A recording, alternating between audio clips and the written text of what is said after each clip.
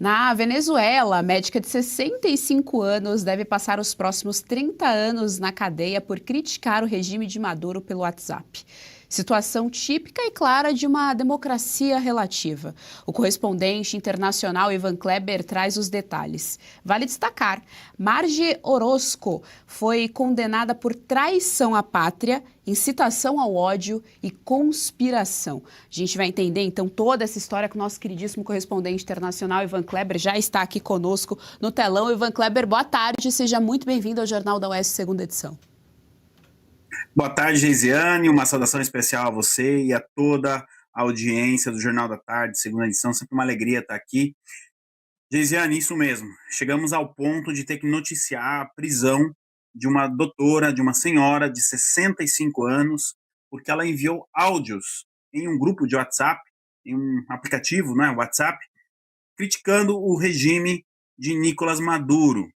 A declaração, o crime, entre aspas, né, foi cometido no ano passado, durante o período eleitoral e pós-eleitoral, ali em julho e agosto.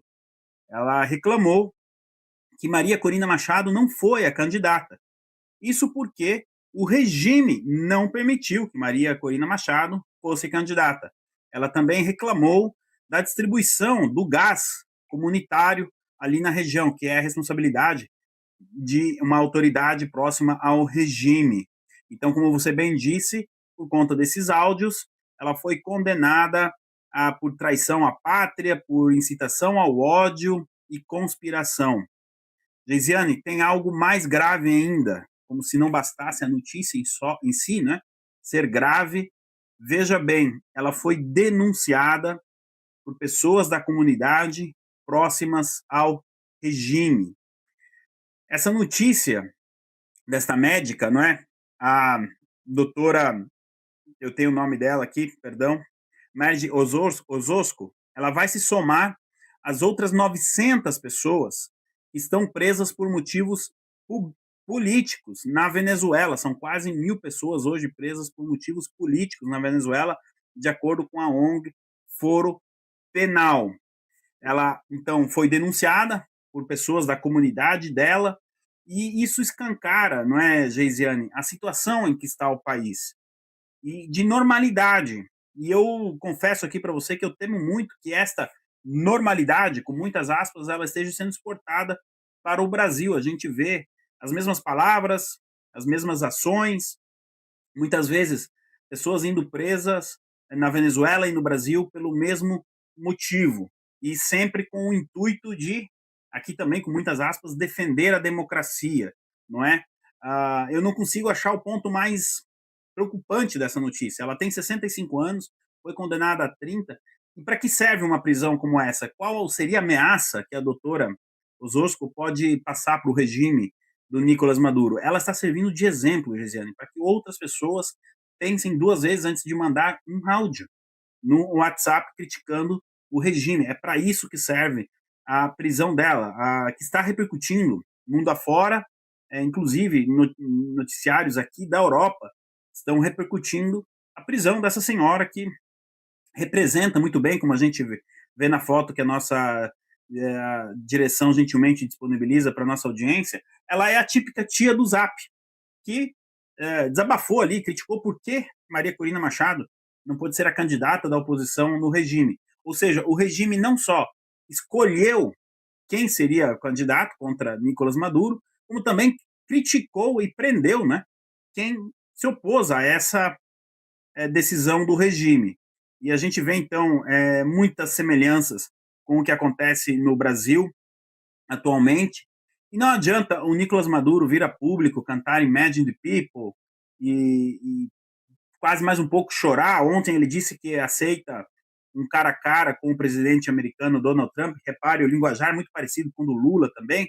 Ele chegou a dizer que as ações que o presidente americano Donald Trump vem tomando, elas são baseadas em informações que não são verdadeiras e que isso poderia levar Donald Trump a cometer um maior erro político, e que ele, então, Nicolás Maduro, explicaria para o Trump a situação dos narcocartéis do Caribe, e aí sim o presidente americano tomaria a decisão justa baseada na opinião do Nicolás Maduro.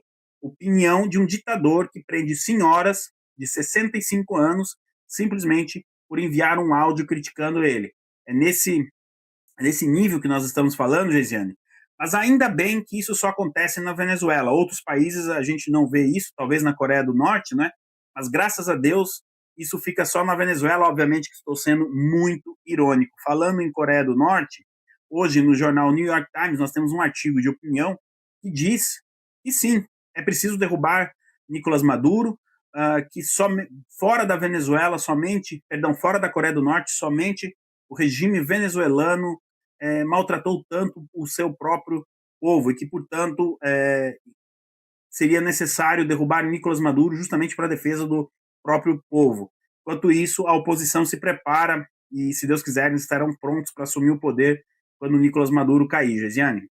E escancara mais uma vez, Ivan Kleber, que o Donald Trump evidentemente não pode recuar, né? Tendo em vista primeiro o próprio dinheiro que foi investido em todas essas operações militares, né? Esses aviões aí custam uma fortuna, estão na casa dos milhões. Você locomover ali toda a sua equipe, todo o seu arsenal para esse tipo de combate e reforça aí que o Maduro é o ditador que sempre foi. Não adianta vir com essa história de paz e de se fazer de vítima pedindo um cara a cara com o Donald Trump, algo muito semelhante, de fato, com o que o próprio presidente Lula fez. Ivan Kleber, vou trazer aqui para a nossa conversa os nossos analistas. Fabi Barroso, estamos com o nosso queridíssimo correspondente internacional, Ivan Kleber. Sua pergunta. Boa tarde, Ivan. Seja bem-vindo conosco aqui mais uma vez. Bom, a gente vai ouvindo toda essa explanação que você fez. Não tem jeito, a gente compara ao Brasil. Né? Ainda mais porque o número de presos que você mencionou, né, 900, pelo regime Maduro, o Brasil é maior já, inclusive de condenações, né? Os atos de 8 de janeiro já ultrapassa mais de 2.000, contando tudo. Então, e a gente também não tem informações, a gente não sabe quantas vozes o Supremo calou e etc. Né? Então, é um cenário realmente preocupante, porque a gente assistir a Venezuela tendo uma diáspora das pessoas, inclusive indo ao Brasil, para se salvar do regime Maduro. Então, diante desse contexto todo aqui, que eu fiz, até me estendi, quais as comparações mais pertinentes que inclusive a mídia aí fora está enxergando entre Brasil e essas condenações, essas violações de direitos humanos e essa condenação absurda dessa senhora, uma médica, né, como você falou, bem característica de tia do Zap, ela está sendo pega de exemplo, né, para maldades. Então, queria que você pudesse nos esclarecer em relação a este ponto.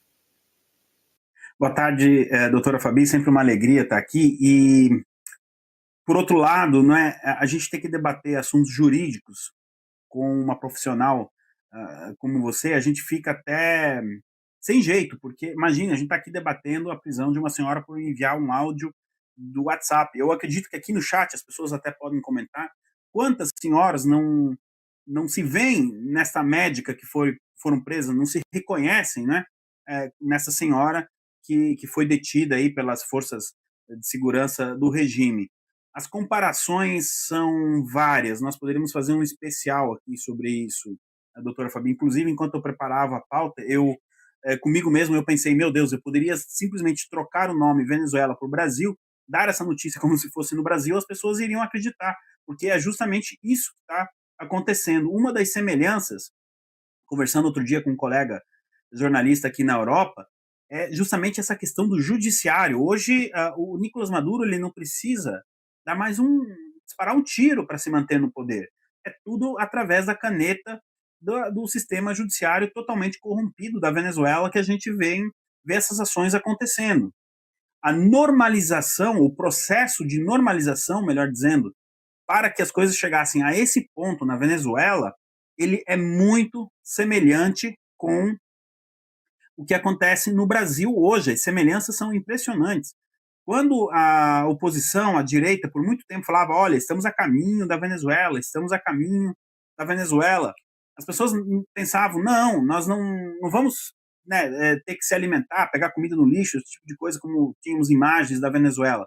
A venezuelanização é essa que a gente está vendo, é a prisão dessa senhora, é a injustiça acontecendo e toda essa corrupção do sistema judiciário lá da Venezuela, que temo possa ser exportada para o Brasil. Então, a comparação, e mundo afora estão já de olho nisso. Não à toa, nós temos um ministro da Suprema Corte do Brasil sancionado pela Lei Magnitsky, que é justamente a questão relacionada aos direitos humanos, né?